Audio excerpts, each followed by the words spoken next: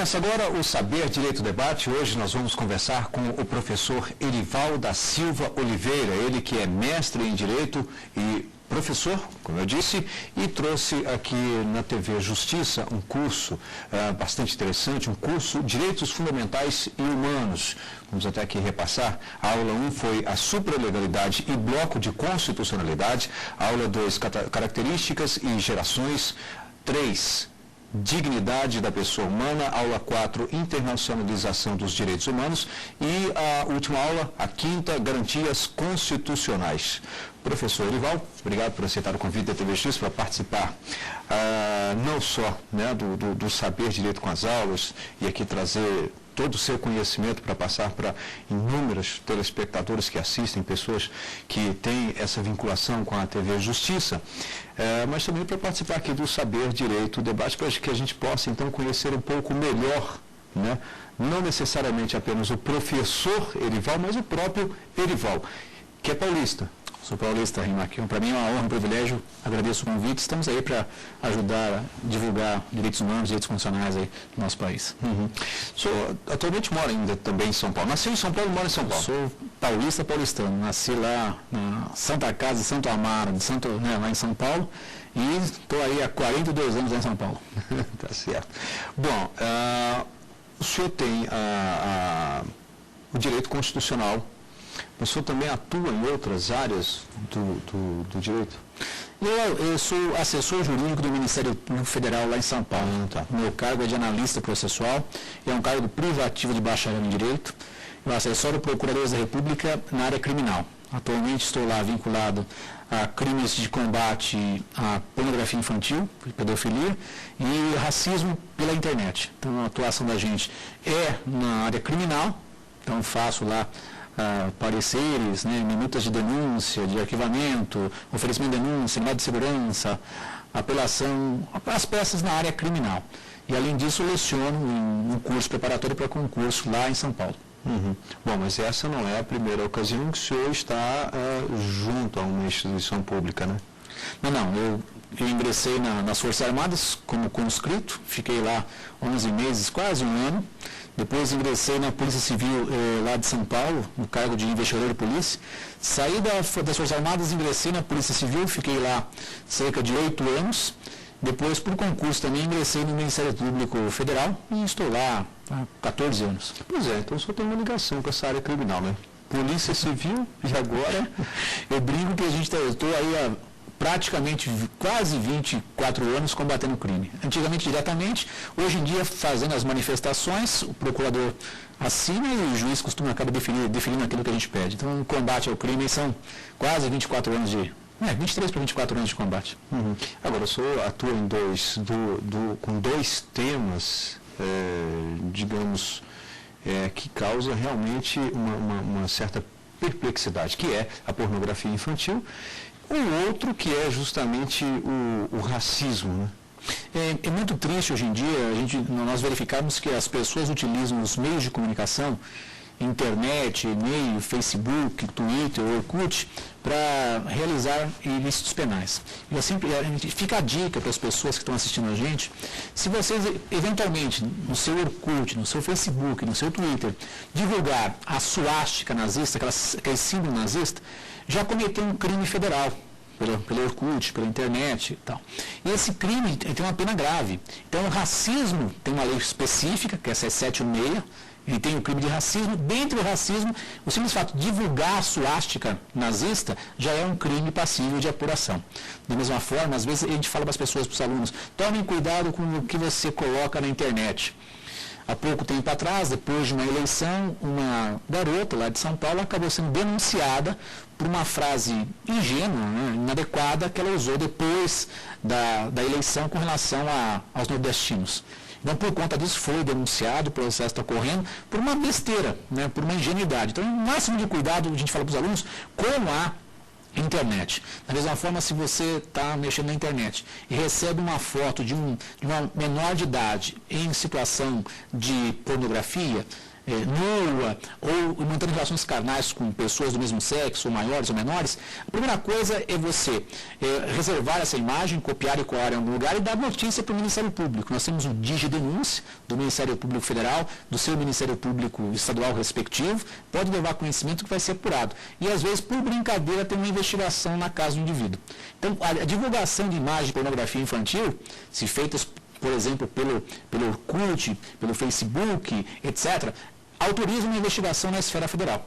Então a gente fica muito triste, às vezes, com as pessoas que nós temos que trabalhar e ver vídeos e ver imagens e representar pela busca e apreensão. O procurador assina, o juiz defere, é feita uma busca e apreensão na casa do indivíduo, a família às vezes não sabe, a mãe não sabe, o marido não sabe, os filhos não sabem que tem dentro da casa lá uma pessoa que comete pornografia infantil.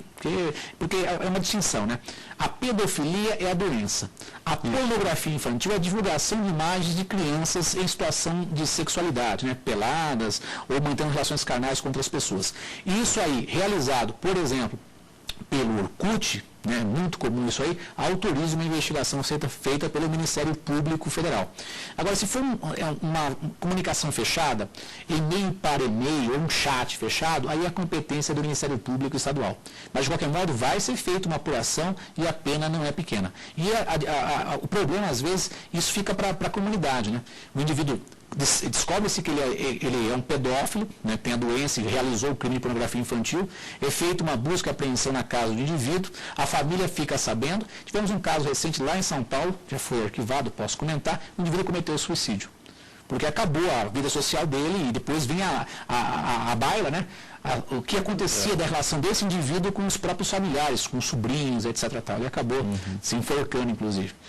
Agora, diante dessa distinção entre a pedofilia e também que aí pode... Se diz que aliás, se diz não, que é a doença, né? E aí há alguns, inclusive, países em que algumas pessoas defendem, talvez até aqui no Brasil também, defendem que não, aí já também não é nenhuma doença, é uma opção, né, do sexo com menores. Se nós pegarmos aí no mundo aí, ninguém chega lá, por exemplo, querendo essa defesa, não? Não tem. Eu vou te contar aqui, as defesas comuns. Eu estava fazendo uma pesquisa. Poxa, você tem uma pesquisa, né, com mais de 3.000 imagens, já tinha que dar notícia para o Ministério Público. Não existe isso. Não existe isso de fazer uma pesquisa. Se quer fazer uma pesquisa, mantenha contato com o Ministério Público, que vai viabilizar que você pegue os dados que nós já temos compilados, ou pelo Poder Judiciário. Então, essa é uma conversa fiada, acaba não colando. Né? Está fazendo uma pesquisa angariando para depois levar a notícia ao Ministério Público. Não, tão logo teve contato com uma imagem de pornografia infantil, tem que levar conhecimento ao Ministério Público, não ficar compilando imagens. Então, essa é uma pergunta, uma citação normalmente que é feita. Você tocou num ponto importante, Rimac, que é a questão, em alguns países, por exemplo, Estados Unidos, e pela liberdade de expressão prevista na Constituição norte-americana, às vezes você vê em alguns filmes que tem as comunidades com uma borboleta como símbolo. A borboleta tem um coração maior dentro de um coração menor. É a simbologia das pessoas que são afetas às relações com menores de idade. Então, em alguns estados americanos, é admissível, né, se tolera, pela liberdade de expressão, essa questão do contato de maiores com menores, né, desde que seja consensual, até uma idade X. Então, isso realmente em alguns países é admitido. Aqui no Brasil, não se admite, ok? E a gente investiga mesmo e oferece denúncia e vai para cima, e fica aquela dica para as pessoas. Computador, você que tem pai, você que é pai e tem filho, etc., você está assistindo a gente, o computador tem que ficar na sala. Esse negócio, não, vai ficar no quarto porque eu confio no meu filho, não. O indivíduo, quando age, ele é extremamente perigoso. Ele age como se fosse uma criança. Vou pegar um exemplo lá. É moda hoje em dia, por exemplo, um desenho chamado Ben 10. Um rapazinho mexe no relógio e transforma os negócios diferentes. Então, o molequinho lá no computador, no quarto dele. O pedófilo, ou o bandido, né, o investigado, ele vai agir como se fosse o outro coleguinha. Olha, você que está aí, né, junto comigo, olha a imagem que eu trouxe do filme X, lá do Ben 10. Ele age como se fosse um menor. E vai conquistando essa confiança da outra criança. Né? E depois vai começar assim, olha, fui para o litoral, olha a foto que eu tirei lá perto do mar. Ele está em roupa íntima, mas não é ele. É uma foto de uma outra criança. Nossa, você também tem uma fotinha, daí começa essa troca de informações para ganhar confiança, daí começa Olha, briguei com meu pai, já brigou com seu pai, com a sua mãe, não sei o quê. Aí depois vai tentar buscar a criança. Ó, mostra uma foto peladinha sua, mostra a minha. Porque já tem um conjunto de fotos e vai, de certo modo, cooptar essa criança e até realizar coisas piores no futuro. De repente são situações que podem levar aí, talvez até meses para ganhar essa confiança. Bem, eu estou conversando aqui com o professor Erival da Silva Oliveira, ele que ao longo da semana ministrou o curso sobre direitos fundamentais e humanos na TV Justiça. Nós vamos agora a um rápido intervalo e em seguida estaremos de volta. Até já.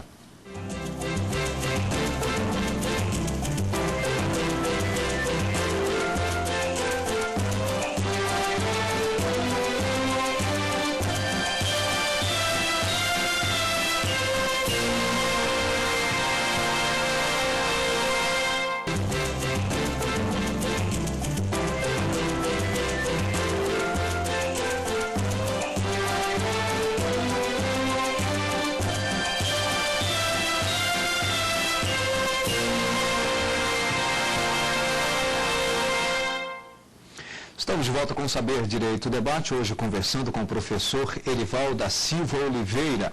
Lembro que você pode participar do programa Saber Direito Debate por meio do endereço eletrônico saberdireito@stf.jus.br e também o programa está disponível no canal da TV Justiça, na internet, no endereço www.youtube.com/saberdireitodebate. Professor, o senhor citou aqui que esteve também no Exército, e até mencionou como conscrito, mas é uma particularidade que o senhor não trouxe, é que na ocasião o senhor era triatleta, é isso mesmo ou eu estou enganado? O tempo passou, né? A barriguinha chegou, mas cheguei a ser triatleta, sim. Cheguei lá na época da faculdade, participei de jogos jurídicos, fui campeão universitário em 90 alguma coisinha, lá em Teresópolis, os 6 quilômetros. Ganhei também alguns campeonatos na época do Exército, jogando voleibol, lá na época do Sudeste, né, Comando Militar do Sudeste, a gente foi campeão de voleibol. Depois participei também, treinando o pessoal de vôlei, um time feminino de vôlei lá na USP, onde eu fiz latim e português. Depois também, né, competindo, eu fui campeão universitário do 4x400, 4x100, 1.500, 3.000. Então eu gostava de praticar exercícios. E achei a dica que a gente dá como professor para os alunos, olha, ao invés de usar drogas, meu amigo, vá correr, faça um exercício, ande de bicicleta, faça natação, porque você mantém a cabeça e o corpo ocupado, você não faz besteira. Acho que hoje em dia, as pessoas que vão para o uso das drogas, talvez por uma certa frustração que existe na própria sociedade e a ausência de um regramento. Porque você, quando faz exercício, tem um regramento, né? Você vai alongar, vai correr, vai parar, vai alongar. Então, você pensa em cultivar o corpo para ter uma vida longa. A gente passa essa ideia durante as aulas. Pessoal, não use drogas, faça uma caminhada, uma corridinha, aí você vai emagrecer um pouquinho, vai durar um pouquinho mais. Então, essa ideia de vinculação ao esporte, desde a época da minha juventude, infância, depois na época do Exército também, depois na época da Civil, ministrava cursos de defesa pessoal. Então, eu gosto hoje em dia, a barriguinha chegou, depois que chegou a barriguinha, você não consegue mais tirar, rapaz. Então, já incorporou aqui. Mas eu estou feliz, né? A gente continua correndo um pouquinho, não tanto quanto antes, mas sempre passando a ideia de que o esporte é um meio de você diminuir desigualdades sociais, e a gente fica até feliz que existam alguns esportes supervalorizados, por exemplo, no futebol o indivíduo pode ganhar milhões, no voleibol nem tanto, mas em alguns esportes você consegue diminuir essas diferenças sociais. Exatamente. E essa diferença social, ela seria talvez travada num primeiro momento, explico, que é justamente ao custo de determinada modalidade. Por exemplo, vamos colocar o hipismo, custa caro, o próprio tênis é caro, né? O ciclismo, né? Nós temos aí o esporte que eu pratico, que é o mountain bike, nós temos aí bicicletas de 30 mil reais, por exemplo. Então, é um esporte que fica inviável. O futebol não. E o futebol, como ele é tão popular no Brasil, às vezes você vê a criançada jogando com bola de meia, né? E depois você vê aí um Neymar da vida e tantos outros. Mas nessa sua tendência vocacional ao esporte, não foi atraído para a educação física? Olha, no início, em detrimento do direito? Você lembrou bem. A minha ideia no início era de fazer um curso de educação física, né? Daí um amigo da minha mãe, o Dr. Mário, né, grande amigo, falou assim, olha, por que você não vai fazer direito? O direito tem uma vasta possibilidade, você pode continuar fazendo exercício, jogando, correndo, etc. E no direito você tem a possibilidade de prestar vários concursos posteriormente. você pode, eventualmente, dar aula no campo do direito, prestar um curso de técnico jurídico, assessor jurídico, delegado, promotor, juiz. E daí eu peguei gosto, realmente. E na faculdade participava dos jogos jurídicos. Então eu juntei o útil ao agradável. Mas a veia que prevaleceu foi a veia do direito. Não, apesar de não ter ninguém na família que mexia com direito, tudo que eu tenho hoje eu devo direito. Então agradeço, a ter a possibilidade na época a Polícia Civil, que me possibilitou pagar minha faculdade de Direito, que eu fiz lá no Mackenzie. Depois, trabalhando, consegui, depois da faculdade, fiz uma especialização, enveredei pela área de Direito, comecei a dar aula em faculdade, fiz um concurso para dar aula em faculdade, fui admitido, fiquei 13 anos e pouquinho na faculdade. Nesse começo de faculdade, uma amiga do curso que eu ministrava lá, minha amiga Elizabeth Vido, me falou assim: você tem jeito para dar aula, você não quer dar aula em cursinho, preparatório para concurso? Eu falei: não, vamos. Aí peguei gosto, já estamos aí nessa brincadeira, somando tudo, mais de 17 anos na área da docência. Mas sempre tratando de direitos humanos, não? Comecei com constitucional. Então, a minha primeira vertente foi constitucional. Então, são 15 para 16 anos, quase 17 de direito constitucional. E cerca de 10 anos de direitos humanos. Fui atrelando uma coisa a outra. É que antigamente, o pessoal não dava valor para direitos humanos. Quando o Supremo Tribunal Federal, lá em dezembro de 2008, julgando vários casos, especialmente, você vai lembrar aquele RE 466343, que é famosíssimo, que é aquele da prisão civil de depositário infiel, proibiu a prisão civil de depositário infiel, ficou só prisão civil de devedor de alimentos. Então, dali para frente, quando o Supremo, no posicionamento vencedor, que foi do ministro Gilmar Mendes, que os tratados de direitos humanos são normas supralegais, então direitos humanos ganham uma notoriedade. Se nós olhássemos nos concursos que tinham direitos humanos, se tinha direitos humanos nas provas da Defensoria Pública, um outro concurso de juiz, promotor também, raramente também tinha. E delegado de polícia em alguns estados, por exemplo, delegado de polícia de São Paulo, desde 2000, tem prova de direitos humanos. Daí, quando veio essa decisão do Supremo dizendo que eram normas supralegais, ganhou uma notoriedade de direitos humanos. E agora se espalhou, tanto é que há pouco tempo atrás, cerca de 2 anos, foi inserido também na prova da ordem. Então, direitos humanos, que era uma disciplina que poucas pessoas se dedicavam, o pessoal achava assim, é uma coisa de carcerário, sistema carcerário de preso, de pobre e tal, não mexia com direitos humanos, agora ganhou esse status de uma coisa importante. Até falo, dou a dica para os alunos, direitos humanos é uma disciplina muito boa para você galgar cargos na área pública e área privada, inclusive na área acadêmica. Vai ter uma necessidade muito grande de professor de direitos humanos. O senhor acredita, então, num crescimento ainda maior nesse setor? Com certeza. Há algum tempo atrás, você se recorda, foi aquele boom do direito do consumidor. Sim. Surgiu o Código de Defesa do Consumidor, surgiu o Estatuto da Criança e do Adolescente, proteger as crianças. Agora, a bola da vez são os direitos humanos. E se você olhar pelo mundo, Rimac, a atuação que nós temos hoje de um Tribunal Penal Internacional, que mandou prender o Gaddafi, não foi preso, foi morto antes, a atuação contenciosa e beligerante, para caçar, prender ditadores, genocidas. Então isso é uma evolução muito grande. Começou lá atrás, após a Segunda Guerra Mundial, veio se intensificando e agora na realidade que não tem mais volta. Professor, nós vamos fazer aqui um rápido intervalo. Em seguida nós estaremos de volta aqui no Saber Direito Debate, ainda tratando sobre essa decisão do Supremo Tribunal Federal, que tornou tão notório, então, esse caso, esse assunto de direitos humanos, esse ramo do direito. Vamos a um rápido intervalo. Até já.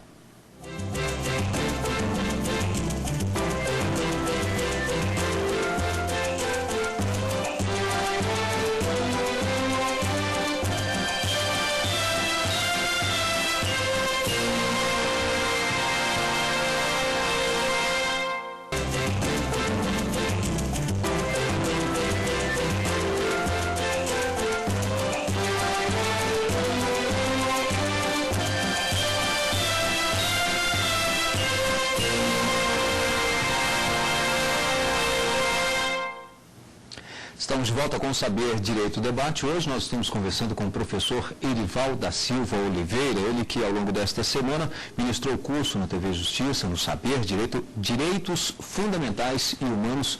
Professor Erival, que é mestre em Direito e também professor.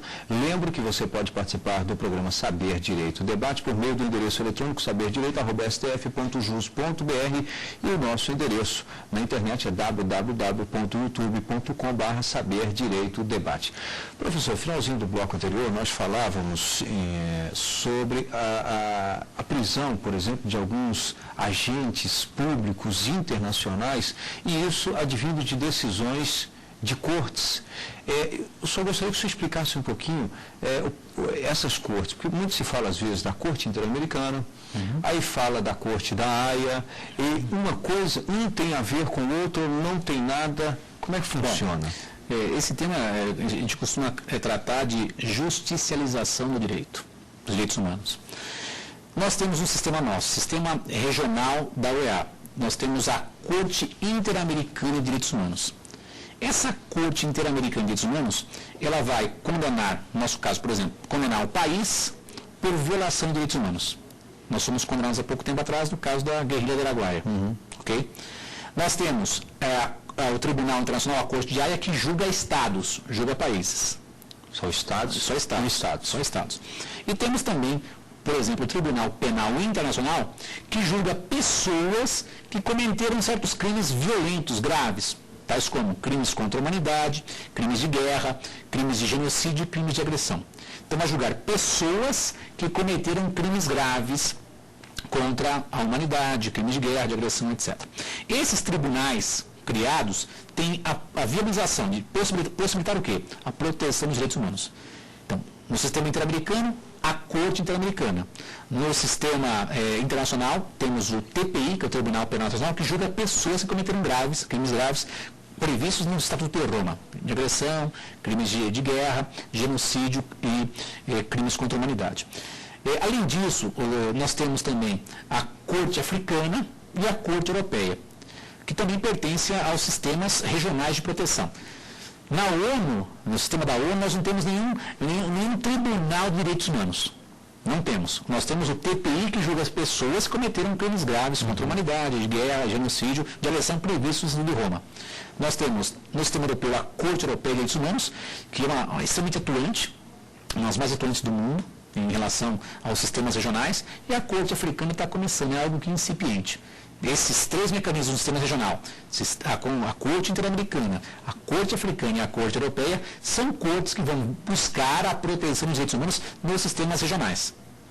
Ok? O cidadão, então, brasileiro que se sentiu, não concordou com, ou que tenha concordado, claro, aí talvez seja fundamental, desculpa a outra colocação, mas em todas as instâncias e não teve, por exemplo, a proteção legal do Estado pela determinação da decisão de última instância no país, ela vai recorrer, então, à Corte Interamericana. Não, vamos trabalhar essa ideia.